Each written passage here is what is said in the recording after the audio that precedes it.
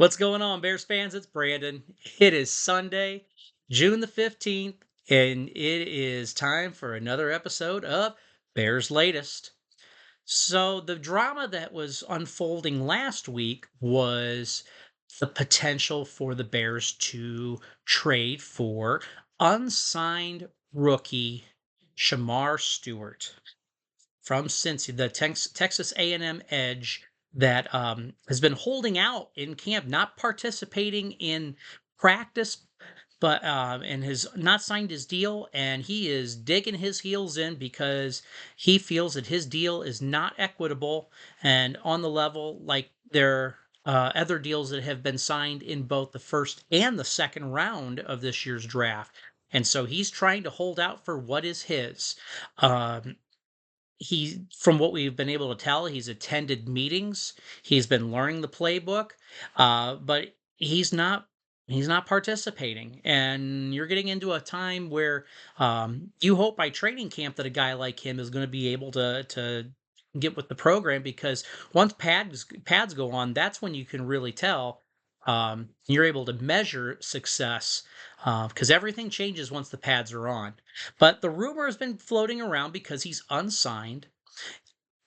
Teams have until August the 5th this year to grade their draft picks, unsigned draft picks. So that's where this whole rumor with the Bears came in, because, they've been looking for edge help, and he's young, has good upside. He also, his teammate Turner is here as well, the defensive tackle. They have familiarity with each other. It looks like it could be a good fit, fitting that Dennis Allen mold that we're so accustomed to talking about and seeing and hearing about. It is a pretty interesting offer, something to look into.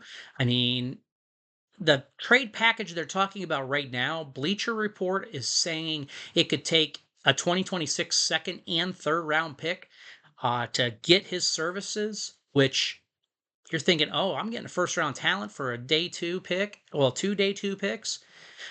Those second round picks are just as valuable as the first round pick. So, I mean, and the thing is that Poles has had success hitting on second round picks in previous drafts. I mean, look at Kyler Gordon, look at Jaquan Brisker.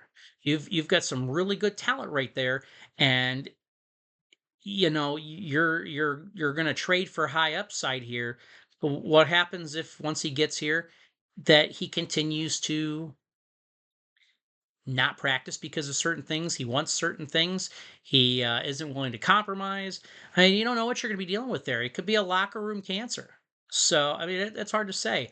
But in order for a trade to even be facilitated, you would have to have that player sign their rookie deal in order to be traded. So you'd have to get Stewart on board with the parameters of that contract, which in the first round, all those slots are already negotiated. It's just a formality of signing the deal, and getting the 5th year option and all of that.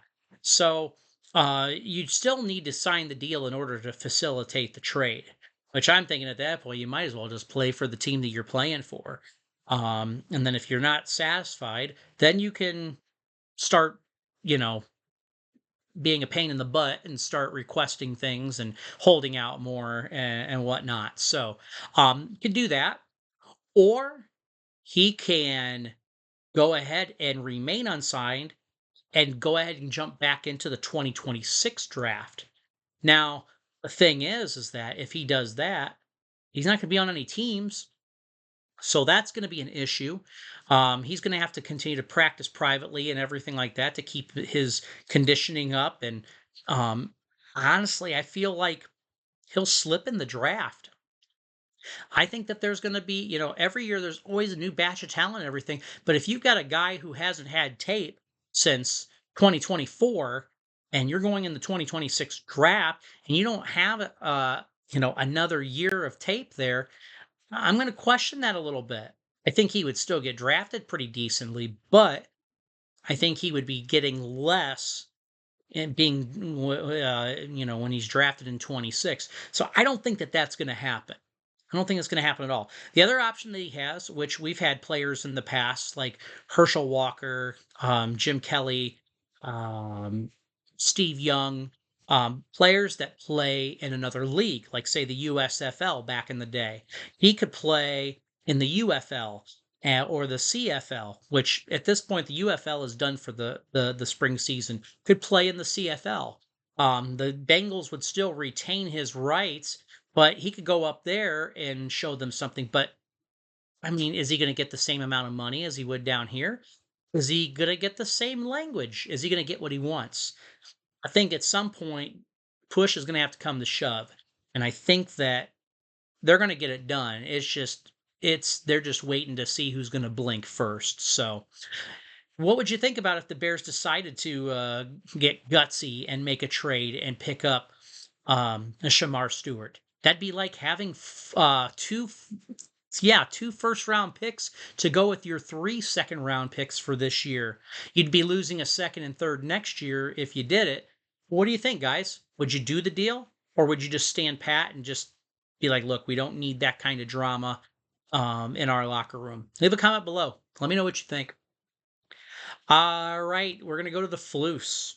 The Flus has decided to open his mouth and go public and discuss Caleb Williams from last season and talking about, the reports that he didn't know how to study film and that they never did study film and that he wasn't helped with that he wasn't, able to diagnose and break down and learn week in and week out. Basically said that the last regime did not really do that. And Flus came forward and said, all of our position players were doing this every day that we were in, every week throughout the season, including the quarterback position.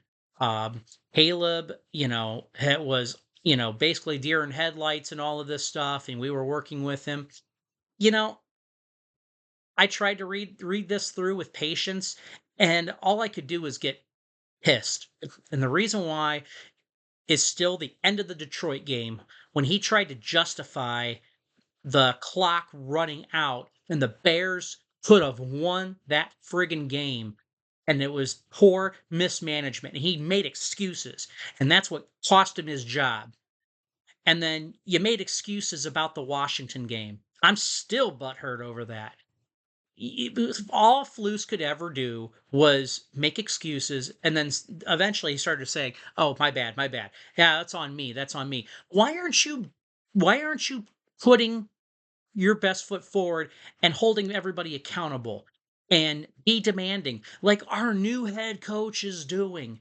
Ben Johnson has been holding everybody to a high standard, and he's there working with Caleb. Caleb's asking questions. This is the kind of coaching that Caleb needs, and it is completely opposite. And this is just Flus licking his wounds because he sucked as a head coach. He had basically a season and a half where he had a good defense. But then this last season, it all just fell apart. Shane Waldron experiment was just it. That's what it exactly was. It was a failed experiment. And, Waldron didn't work closely with Caleb. So that concerns me. Declan Doyle and Ben Johnson so far are working hand in hand with Caleb. And on top of that, you got Ben Johnson who's working with special teams and the defensive side of the ball, not to forget the offensive side. That's a no-brainer, but he's working with all three phases of the game. Love when head coaches can do that because they need to understand what their units are doing. Okay. And that's going to be beneficial because you're going to try to figure out ways to outsmart your own defense so you can game plan accordingly and try to keep your opponent off balance. And I think it's smart. I know I'm kind of going off on a tangent here, but the Flus, you have no credibility. You might be a decent defensive coordinator, which actually some of your units in Indy were right in the middle of the whole pack. So you know what? You could have changed it, Flus. If there was a problem there, you should have stepped up. You should have voiced your opinion or your voiced your concern, and you should have took care of it. So don't go be wishy washy and say this and that. So, yep, bye Flus. All right, we're moving on. Thank you for letting me have my Flus moment. So there was another player that stood out from OTAs, a week or two ago. An undrafted tight end out of Central Michigan. Go Chippewas, MAC team. He was undrafted in 2023. He's bounced around the league a little bit, but he has found his way to Chicago, signed to a practice squad last year at the end of 2024. His name is Joel Wilson. This guy has gotten the attention of Ben Johnson and has been very specific about what he likes about his game. He's a great receiver, runs really good receiving routes. He had some one-handed catches. He said he had some electric catches basically every single day of OTAs. Every day he had something. So he's got a good eye for the ball and he's running great routes. Ben made it sound like that he's not quite there yet on run blocking and everything. I think that's probably something that they're going to work really hard with him on in training camp. But it to me it sounds like this guy had not only caught the attention, but it looks like he might even have a spot on this 53-man roster. And that intrigues me because then you got to go, well, then what's the tight end room going to look like? How many are you going to keep and suit up? I think Durham Smythe, who he just signed in the offseason from Miami, he could be out the door. We could cut him because that is going to be his direct competition. You know damn well you're going to have Cole Kmet, Colston Loveland right there, tight end 1 and 2. You can go tight end 1A, tight end 1B, however you want to label them.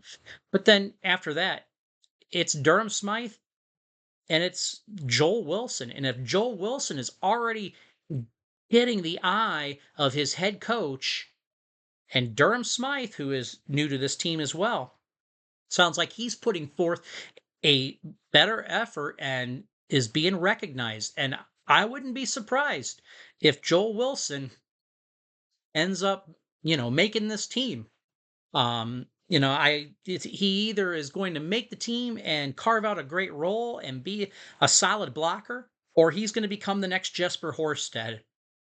Which, if you remember Horsted from like 5, 6 years ago, he was a camp darling, and and then he would always get to the practice squad, or he got picked up by somebody, and he never really did anything. Like he did everything in the preseason. He could, Joe Wilson can turn into that. But at the very best, he could be tight end 4, or excuse me, tight end 3. That's a possibility. So, what do you guys think? Have you checked Joel Wilson out yet? If you haven't, check out some of his tape. See what you guys think. Let me know if you think he has a spot on this team or not. And then to wrap up today, we have to say happy trails to Patrick Scales. I've been waiting all like 2 hours now to share that little funny joke.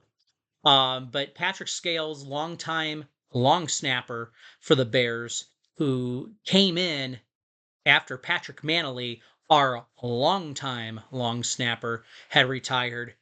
Patrick Scales came in, and it was a seamless transition. Came in during the John Fox era, during the rough John Fox years, all the way up through 2023. Now he was on the team last year. Problem was is he was injured all season. He could not get healthy during the season. The Bears have elected to go ahead and keep Scott Daly as their long snapper, and we're looking to move on. I know they've got an undrafted free agent right now, a guy out of Iowa that was Corey Taylor's long snapper when he was there. And so it looks like they are making that transition to bring in the younger talent and use Daly as that bridge gap. So Patrick Scales, you were a beast. You played so well. When people are like, who is he or what all did he do? If you can't remember anything about Patrick Scales, that means he did his job damn well.